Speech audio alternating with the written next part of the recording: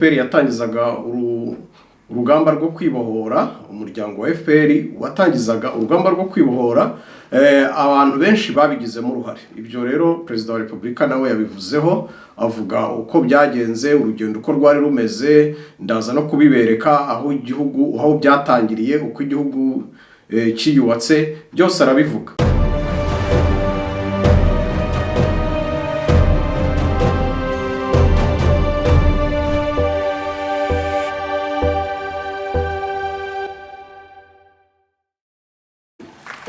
Ikaze kuri Rwanda Nordic TV, ni televiziyo ikorera mu majyaruguru y'u Burayi, mu bihugu nka Sweden, Denmark, Norvège, Finland na Iceland.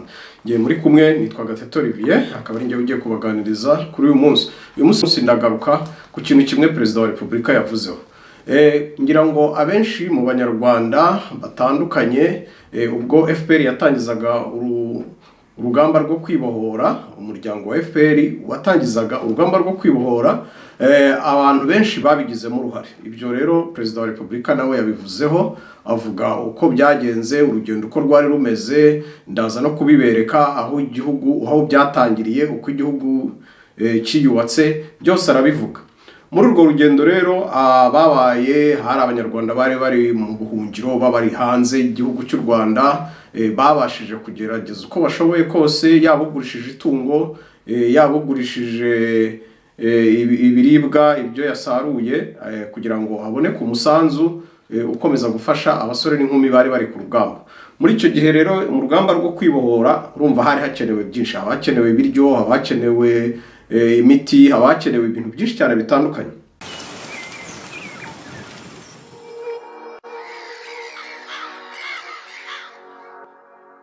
N'umuryango si ishyaka, ni twese hamwe tugomba kurema, ukaba karemangingo ndangasano kacu.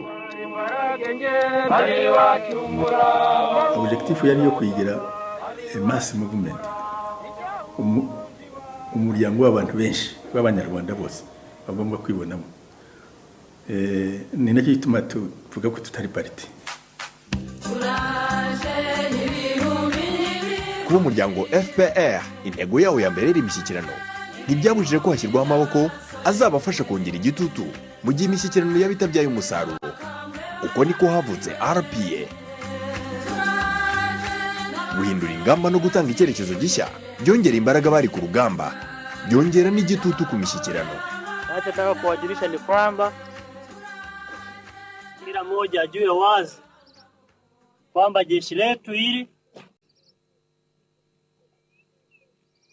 ndiye msingi wa chama. Msingi mnaelewa?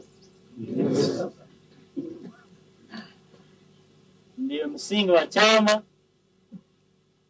ndiye litakuwa msingi wa mabadiliko ambayo atakuwepo kwa nchi yetu hii.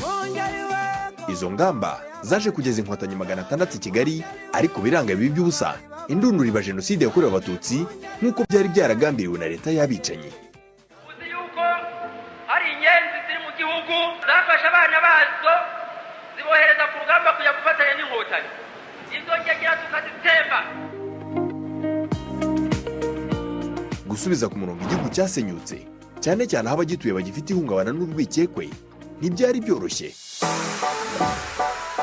Kubera ko intego nyamukuru y'umuryango kwari ukunga ubumwe bw'abanyarwanda, byabaye ngombwa ko abasigaye bose bafatanya ntawe uhejwe ngo batange umusanzu ndetse bafatanye mu rugendo rwo kubaka igihugu.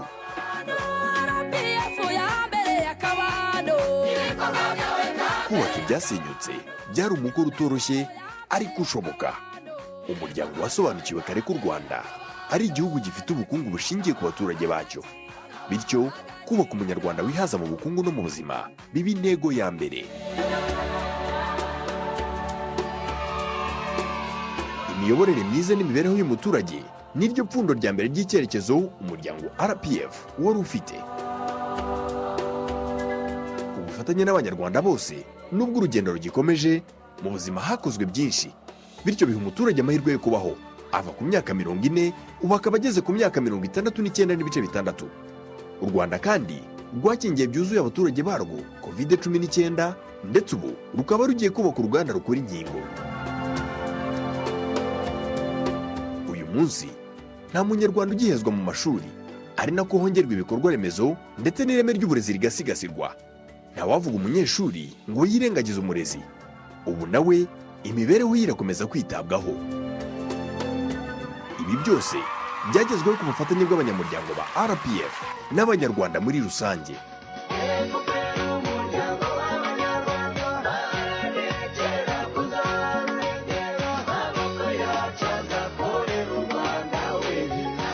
U Rwanda kandi rwimakaje imiyoborere idaheza, abagore n'urubyiruko nabo bakomeza kugira uruhare muri uru rugendo. Uyu munsi ndi umuganga, nkaba n'umwarimu muri kaminuza, aho nderera igihugu, ndera abaganga b'ejo hazaza heza. Icyo rero nasezeranye uwandokoye nuko icyizere cyangwa se uko kurokoka ampa ubuzima nanjye ngomba kubutanga biciye mu kazi nkora. Ikintu cya mbere nabwira RPF nabwira ko yakoze, nayishimira ko yakoze, ariko nkanayisaba nk'umubyeyi ngo n'abari inyuma yanjye babyiruka izabaha amahirwe yo konka kwibere nonseho, bazabayo mu Rwanda rwiza, u Rwanda nagize amahirwe yo kubona n'abankomokaho n'abazabakomokaho, ntibazigere na rimwe bongera kubona icuraburindi twagize RPF itarabaho. Binyuze mu mirimo itandukanye, abanyarwanda bakomeje kugira uruhare mu bikorwa bibateza imbere, biteza imbere n'igihugu muri rusange. Hasanwe ibikorwa remezo byangiritse ndetse hakomeje kubakwa ibindi bishya, bityo bifungura amarembo tugasabana n'amahanga.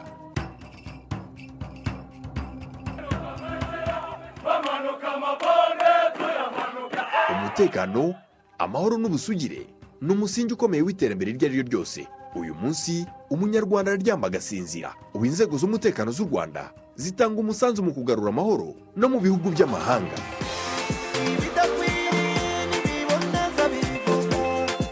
Nubwo urugendo rukiri rurerure, ibyagezweho mu myaka 35 ni ibyo kwishimira. Umusanzu wa buri munyarwanda urakenewe ngo dusigasire ibyagezweho.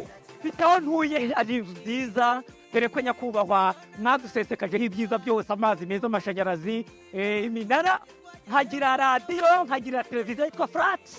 N'ubu ngubu nyakubahwa bajyaga rwose bari barareba, ndagira ngo munyemerera namusura sheri wanje niwe neza, turanezerewe, ngira ngo nawe madamu uri burabireba ko turi kumwe n'abayobozi bacu bakuru, kandi ni byiza ubu barabibonye live. Nyakubahwa rwose ibirori n'ubunani. Twiteguye gukomeza kubaka imbaraga zacu kugira ngo tugire ubushobozi buduha gukomeza gutera imbere, buduha gukomeza kurinda ibyo twubaka ngo bidasenyuka, tugakomeza n'umuco mwiza wo kwiga, wo gukorana n'abandi, hari abo duturanye, hari n'abari kure mu mahanga yacu.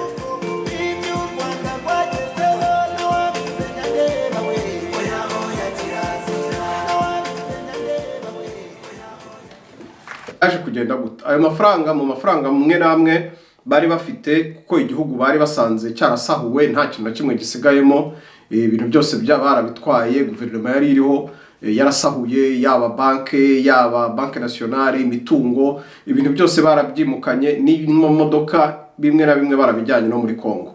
Icyabayeho ni iki rero? Mu mafaranga makeya RPF yari ifite, habayeho gutangira abantu, ngira ngo benshi barabizi, tugerageje gusubira inyuma muri ayo mateka. Icyo gihe abantu bamwe ntibahembwaga, bakoraga bagahabwa ibyo kurya, amavuta, za kawunga n'ibindi bitandukanye, bamwe barya na za biswi, ngira ngo murabizi. Kandi tunashimira abantu bakoze icyo gihe, cyane cyane ko ari mu bantu ba mbere bubatse igihugu, mu bantu bari mu nzego z'ibanze, mu mashuri, mu bintu byose bitandukanye, mu buvuzi, ibintu byose bitandukanye.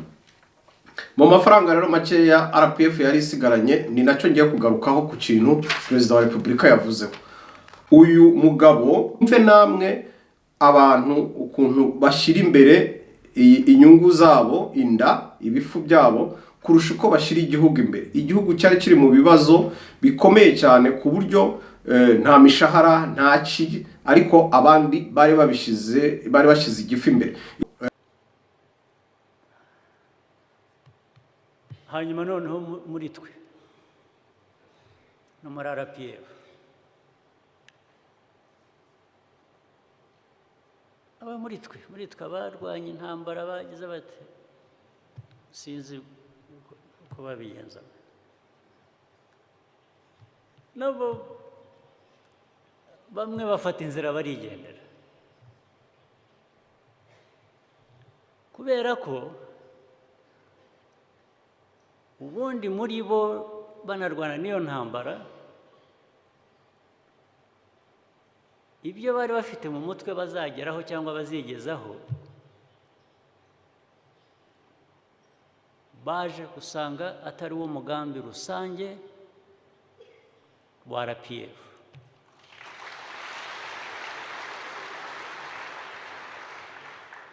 And when there was accountability to be exercised by RPF,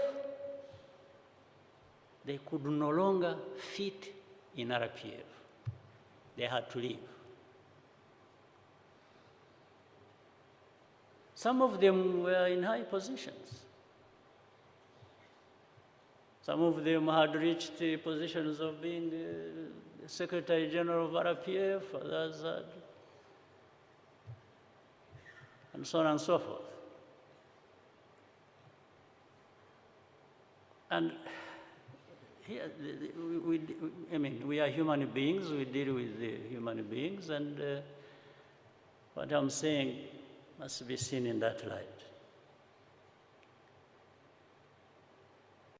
In one case, like that one who at one time became the RPF, Secretary General, first we had a debate, we had a discussion. What do we do with this money that was collected from RPF cadres and supporters and so on and so forth, that was left when we got into government and the struggle, first phase was over. I think people wanted to consume it and finish it. But some of us had this idea that we can't do that. We must find a way of actually multiplying these resources even into the future, so that we retain this level of independence, of financial autonomy for the RPF itself as a party. I'm bringing up this because it's important. There are a few things I want to point out.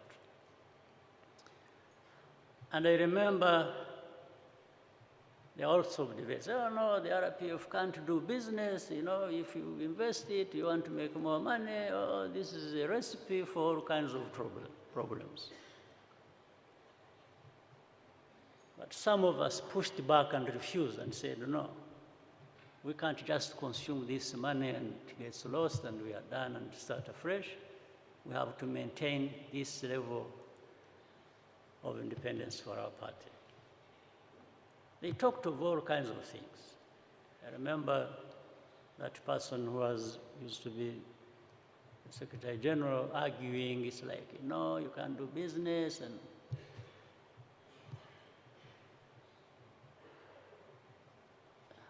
even started making other serious accusations, like some people or somebody wants to control this money for his own benefit and so on and so forth. But this person, I'm sure the RPF cadres, many of them here know what I'm talking about, was actually eventually caught stealing money.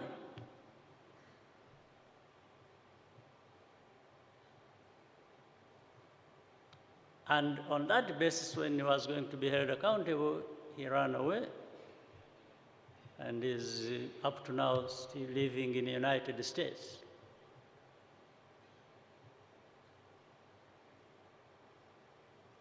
So we soldiered on. And I was telling people that if you are worried about keeping this money for the RPF and keep it growing and for the sake of RPF and so on and so forth, because you think there will be thieves stealing the money, and I had told them, I said, actually, if you can't do that, you are going to be stealing money from government. What is it? What is going to stop you stealing money from government?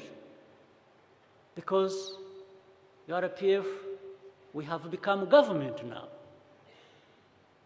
You are worried you can't keep money of the RPF and you can't do that, and because it will cause the kinds of problems. Why isn't this one going to cause problems? Or you think, let's avoid this problem, but let's have it in some form in a government because it is government. And that's where this problem started.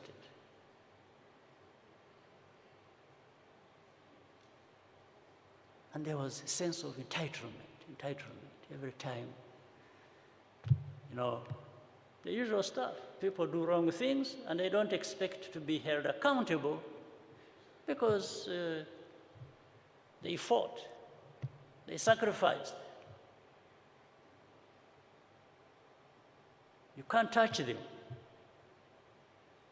But they would expect you to touch others. We said no. Even now we say no.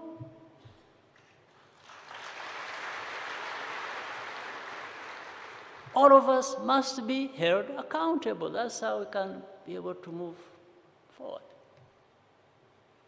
We are held accountable politically. We are held accountable by other means or through other means. But you must have a sense of accountability. That's when the sense of responsibility goes up. But the sacrifices of RPF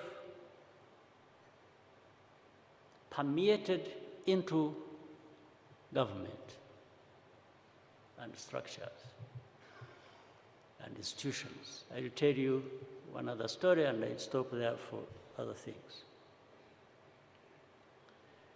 The other story was when we entered the government, the soldiers of RPF, ones who had been... umuntu utinyuka gutwara amafaranga igihugu kirimo kiriyubaka abona uko gisenywe cyasize gisengwe abona nta handi hantu igihugu kiri bukure iwe yarangiza akavuga ati mu gihe imvura irimo iranyagira abandi ati ngewe uri kunyagirwa kurusha abandi reka nihungire nicireho. Mwumve rero abo banyarwanda dufite ngo bitwa ko ngo bari muri opposition ubu ngubu ngo bashaka impinduka mu Rwanda, umuntu uta abandi ku rugamba nkuko nguko yarangiza akagenda. Abo rero nibo dufite bitwa ko ngo bari muri opposition. Nzagaruka tubabwira birambuye muri tubamenye mu byo yakoze nibimutera gukora ibyo akora ubu ngubu. Nagira ngo mbashimire ari nako mbibutsa gukanda subscribe abadukurikira kugira ngo mujye mubona ibiganiro byacu bya buri munsi. Nge mwari muri kumwe nitwa Gatete Olivier, abandi muri Denmark. Ciao.